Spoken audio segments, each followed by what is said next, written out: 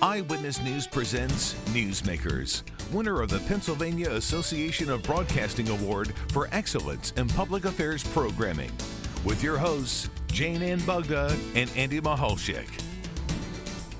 Hello and welcome to Newsmakers. I'm Jane Ann Bugda along with Andy Mahalchik.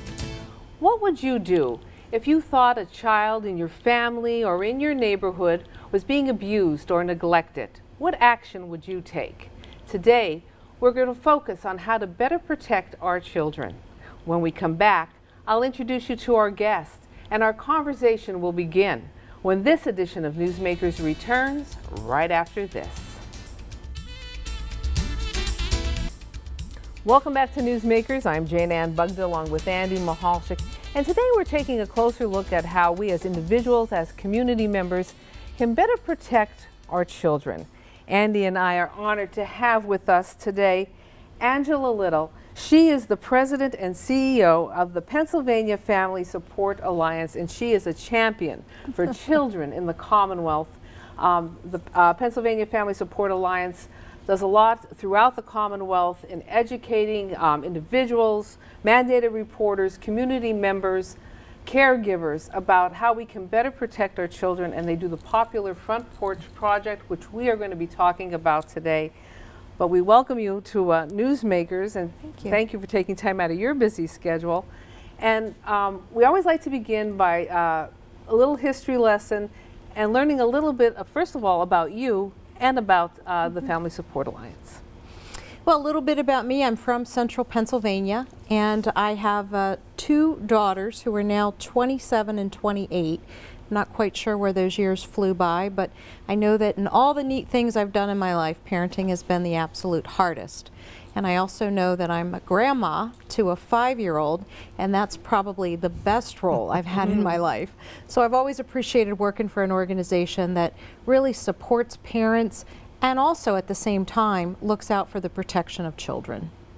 So tell us a little bit about the Family Support Alliance, what its role is, a little bit of its history.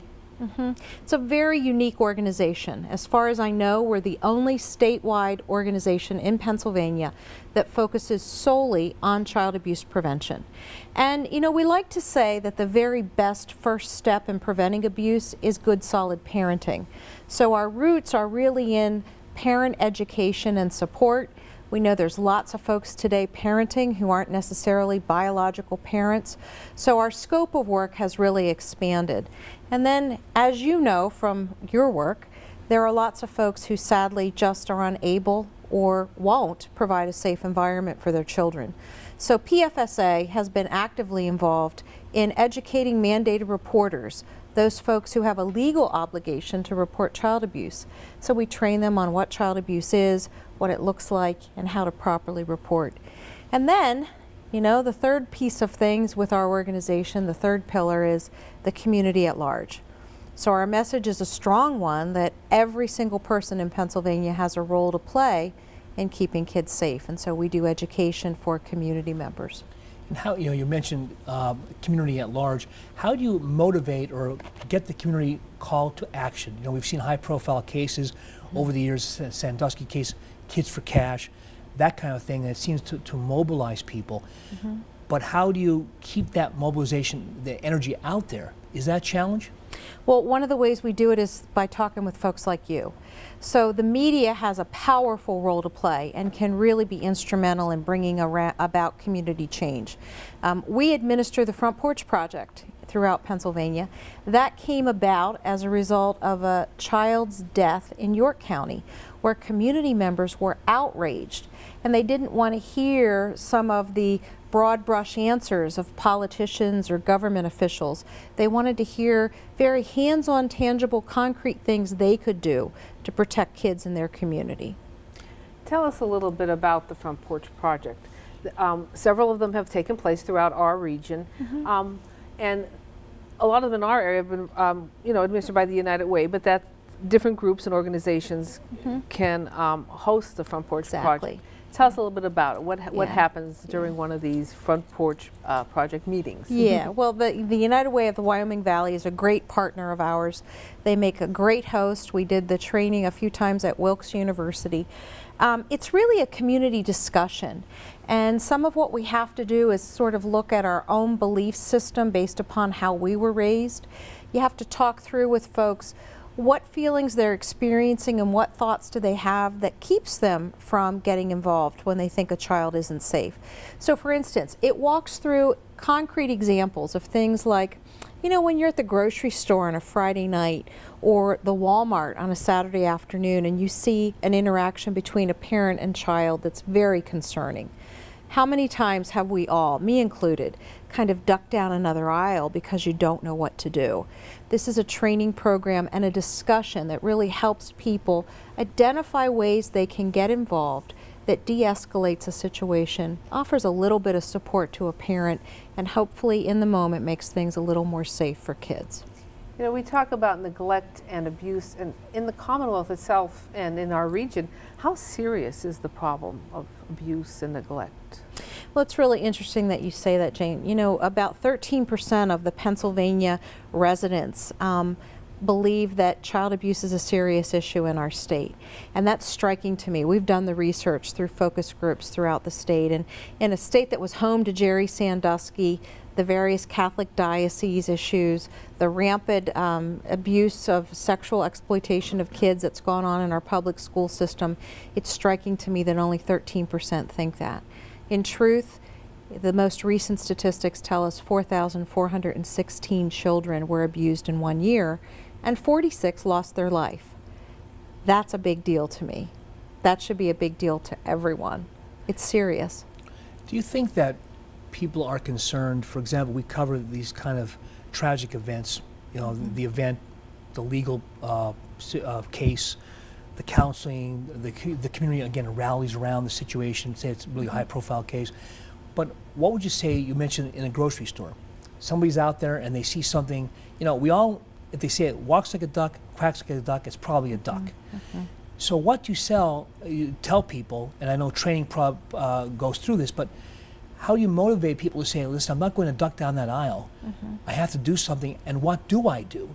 Because they know, most likely, if they approach the parent, the guardian, whoever the adult is, they're going to be told, mind your own business, and there could be a violent situation. How do you balance that? Well, we certainly don't ever want someone to put their own safety at risk to intervene.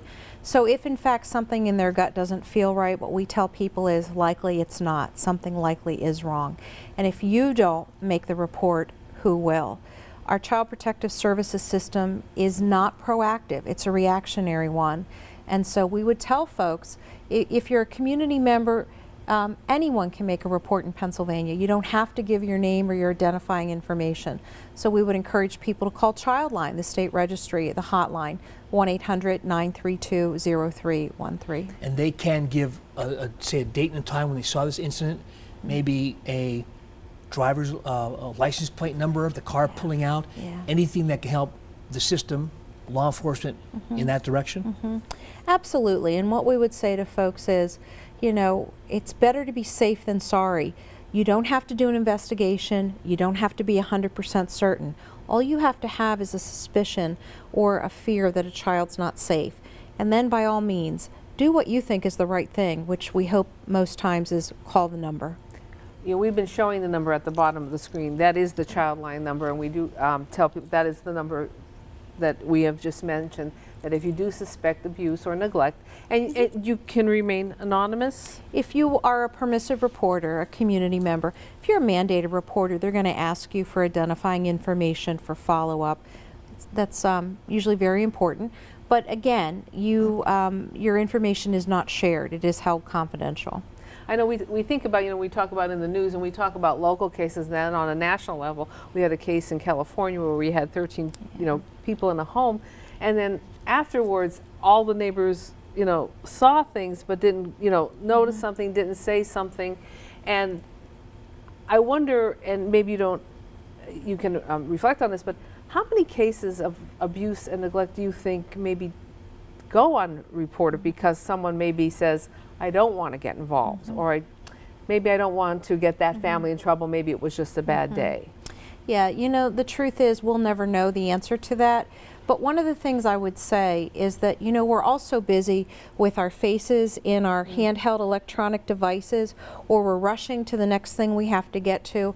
It's really a matter of bringing people into a level of awareness to pay attention to the children in their midst. And we like to believe that people usually do the right thing when confronted with the situation.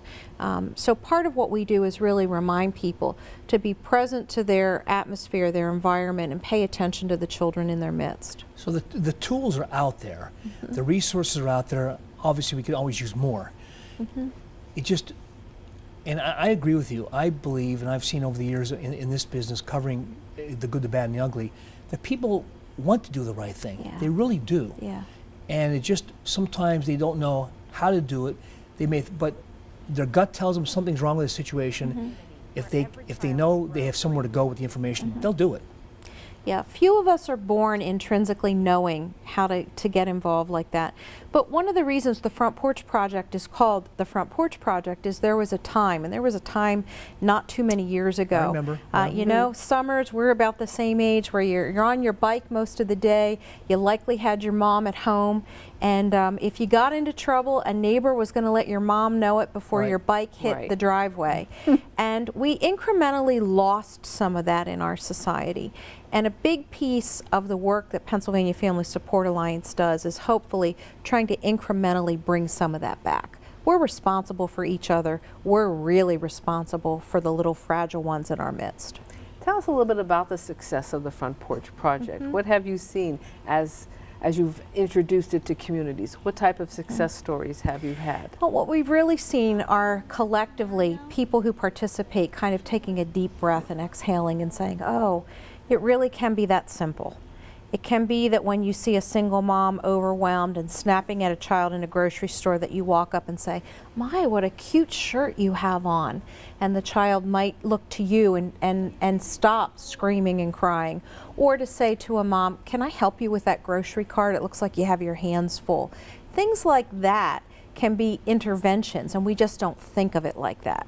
So what we find is that people realize anew how they can be involved, and the longer term of it is that we have people reporting they're actually using some of the things that they've learned, and that's a great thing.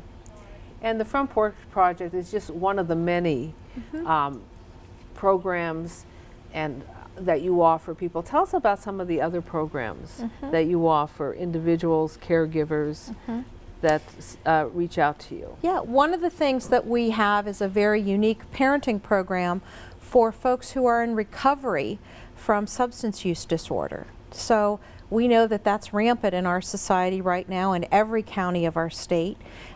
So we offer Recovering Families, which helps folks in recovery look at their parenting again through a different lens. It actually takes some of the 12-step terminology and it relates it to parenting so that people learn how to talk to their children about their addiction, how to talk to them a little bit about their treatment process, how to learn different ways of communication, boundary setting, things like that. And you also work with grandparents who are becoming a new population of caregivers. Yeah. More than 80,000 grandparents are raising grandchildren in this state, most as a result of the opioid epidemic. So one of the things we'd love to do is certainly commend Representative Paszynski with his recent legislation, his bill proposed that is a kinship navigator bill that would actually provide resources at the state level to help grandparents who are really in such an incredibly challenging situation. And many of the grandparents, I think, I'll say our generation, who really provided a good life for their children, who are no longer children, maybe mid-20s or early 30s, but the opioid crisis really took a hold, for whatever reason, of that person, and just its ripple effect, and now it's impacting the children, the grandchildren. Absolutely. And for those of us, for now, if I looked at it and said, I suddenly have a 5-year-old to raise, my goodness, it's been a long time since I've done that. Energy levels are different. There's all kinds of needs for access to services that we quite haven't caught up with yet in this state. So we're really pleased to see someone like Representative Pashinsky want to help support these folks. And we have a long way to go yet, but there are several organizations like ours that are really committed to helping them. If I can ask you this quick question. You know, Pennsylvania, and maybe just anecdotally, you hear Pennsylvania is always 10 years behind the 8 ball, always behind the rest of the country when it comes to being proactive in different issues. How would you rate Pennsylvania as far as being proactive or dealing with child abuse issues? You deal with it every single day. What do you think, comparing it to other states? You know, I don't know. We have a very different system than many states, so that's a very difficult question to answer. What I can say, and you did a lot of coverage on this, so the Sandusky scandal, there's no doubt about it, that flipped the switch in our child welfare system, much like 9/11 did for Homeland Security. We'll never go back to looking at it the way we did. So I think what we've done is strengthened a lot of things in our law, and some of what we have now is to figure out how do we respond to the increase in calls and reports that we've had. How do we get our system to be more efficient in functioning? We have a lot of systemic work to do yet. And, you know, it never goes as quickly as we would like. It just takes a long time. And that's the unfortunate part about it. You know, we had talked earlier, you had mentioned a couple times in here, mandated reporters. And for someone watching who may not know what a mandated reporter, who are our mandated reporters? Yeah, mandated reporters are those folks who primarily work with children or volunteer in key roles. So if you think about those in employment, those professionals, they're the folks that usually have a license or a certification. Teachers, social workers, doctors, dentists, believe it or not, massage therapists in Pennsylvania, school nurses, bus drivers. And if you look at it in terms of volunteers, usually if a volunteer is used in a role that would be filled by a staff member, if you had unlimited resources, Girl Scout leader, Boy Scout leader, big brothers, big sisters, those folks have a legal requirement to report suspected abuse. And everybody out there in the community who's not a mandated reporter also has a responsibility, if they see something, should say something by calling the child line. We are going to take a quick break, and when we come back, we're going to chat more with Angela and continue our conversation. We're going to talk a little bit about upcoming events for child abuse awareness. You're watching Newsmakers, and information on today's program can be found on pahomepage.com. We're under the Newsmakers link. This is Newsmakers, and we're a proud recipient of a Pennsylvania Association Awards for Excellence in Public Affairs Programming. We'll be right back.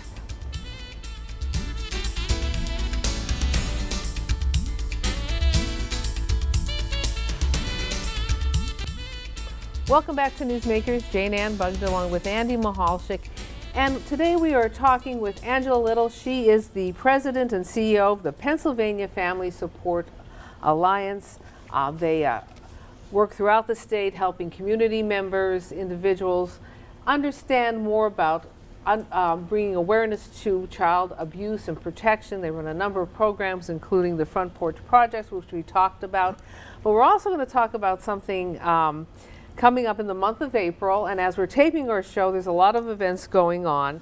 You might be seeing a lot of blue ribbons, a lot of places bathed in blue. Tell us what's happening. We're seeing blue flags. Absolutely. Well, you know, we're trying to basically have a movement, not have something that's just for 1 month out of the year. But the truth is, April is Child Abuse Prevention Month, and the blue ribbon is the national symbol of child abuse prevention. So what we've done, and we started it last year, is turning our capital city blue. The Capitol will be illuminated, and then from the banks of the river to the steps of the Capitol in the front entrance, there will be 4,416 blue flags planted. Each flag represents one child abuse victim in 1 year in Pennsylvania. On the banks of the river, there will be a special memorial with 46 black flags indicating one child fatality. And how did this movement all begin? Well, you know, when you try to do different things as much as you can to engage the public, we realize that, you know, folks learn and catch messaging much differently than they did a few years ago. We're all used to the quick snippets, we're used to social media, and so we needed visuals. We need people to understand the magnitude because, again, remember, only 13% of Pennsylvanians think child abuse is a big deal in this state. So when you look at 4,416 blue flags, you can't look at that and say, wow, this isn't a problem. And it raises the question, people will see something and say, they may not know it's about child abuse, but Absolutely. Why is that like that? Why are those flags out there? Absolutely. And you have to capture them. And I guess the challenge, though, is once you capture their attention, maintain that attention. Absolutely. So each year we hope to build upon this. So for instance, this year, the Pennsylvania Turnpike Commission has joined as a partner, and their building will be blue. And there will be blue pins and ribbons distributed at the cash toll booth. There will be messaging up at the rest areas off of the Pennsylvania Turnpike. We have various businesses on the State Street corridor in Harrisburg that are putting up blue lights. And you folks will see it in your area, I'm sure, soon. We've had 134 billboards go up statewide. So not only does it take the blue ribbon and encourage people's participation, but it tells them to hashtag protect PA kids, and then they can learn exactly what they could and should do to be a vital partner in child protection. And your group also honors champions. We do. It's, you know, it's a sad subject, and a lot of folks don't want to talk about it. They're uncomfortable, and I understand that. But the reality is there are really good people doing good things for kids every day. And so one of the things we want to do each year at our event at the Capitol is to highlight those folks, some professionals and some community members, and actually this year a member of the media, who's done an act, whether that's something small or something large. But as a result of kind of stepping up and doing the right thing, children are more safe. And I do want to remind everyone that we have information about your organization on pahomepage.com under our Newsmakers link. We'll have video from the events that are going on, also under our Newsmakers link. And we've been showing your website as well, so if people are interested in maybe learning about training programs, they can reach out to you. Absolutely. Now, of course, training programs, getting the word out does not come cheap. How is your organization funded? Well, not nearly enough. How's that? There you go. So, like most nonprofits, Right. we have some government funding, not very much. And then we do a lot of fundraising. And so that's a piece too. To be a champion for safe kids, that is, you know, help a little bit, contribute, donate what you can to an organization like ours that's going to help spread that around the communities and help children really have a better future. Angela, if I can ask this question, I'm sure there are folks watching right now, maybe in a neighborhood, but specifically family members who know something's happening, something's going on, but they're afraid, Jay mentioned this before, that if they say something, the entire family will be torn apart, then it's me versus the family, or me versus Dad or Uncle Bob or Aunt Joni, whatever. What do you say to those folks who are just maybe just afraid to come forward? They know something's happening. They know, it's not even a doubt. Well, I guess what I would say is that I appreciate how hard that is. But I can't tell you the number of times I've been interviewed by members of the media, or when I've sat at town hall meetings like I did in York County years ago, and you see people who are absolutely grief-stricken because a child's been killed. I think not much could be worse than that. So the reality is our children are not going to be safe in this state until we reach a point where individual convenience and protection is no longer more important than the safety of a child. So what I would say is, if you're uncomfortable or you can't for whatever reason dealing with your family member, if you're a grandma or you're an aunt or maybe an older sibling, then I would honestly call Childline. And I would let Child Protective Services do their job, which is an investigation. Okay, it's not an untruth that child welfare just comes in and snatches children. That doesn't happen. First of all, there aren't enough foster homes for them. So the reality is, more often than not, there are many, many attempts made to keep families together. But if a child's not safe, they shouldn't be there. And if you witness something with your own eyes, and that happens in front of you, can you imagine what happens behind closed doors? That's what I would tell someone. And that's a good point, because if that's happening in front of you and that the abuser or the perpetrator doesn't care and is not worried about you stepping in or me stepping in, that speaks volumes. Then what's happening when you're not around? Absolutely. That's scary. It is. And it's the reality that goes on. That's Every the way day. it is. Yeah. And we have about a minute and a half left, but I do want you to once again reach out to maybe community members out there. Now, we cover a great area around here who might be interested in hosting a front porch project in their community. What can they do? Well, we'd love for them to go on our website, and you've had that up there, pa-fsa.org. And we'd love to have a conversation about hosting that. We have trainers throughout the state. We're happy to work with any group. United Ways, private agencies, churches, civic groups, they all make great hosts for this. And how about college groups and like that when you go into schools and PTAs as well? Absolutely. We train many, many school districts in Pennsylvania, their staff, how to recognize and report child abuse. And we've worked with groups within schools too who wanted to host front porch projects. Well, Angela Liddle, we want to thank you for being a champion for children in the Commonwealth. Thank you. And for your work and for your front porch project, and for information on today's show, go to pahomepage.com. We are under the Newsmakers link. For Andy Michalczyk and everyone behind the scenes, I'm Jane Ann Bugda. We thank you so much for making Newsmakers part of your day, and we'll talk again next time.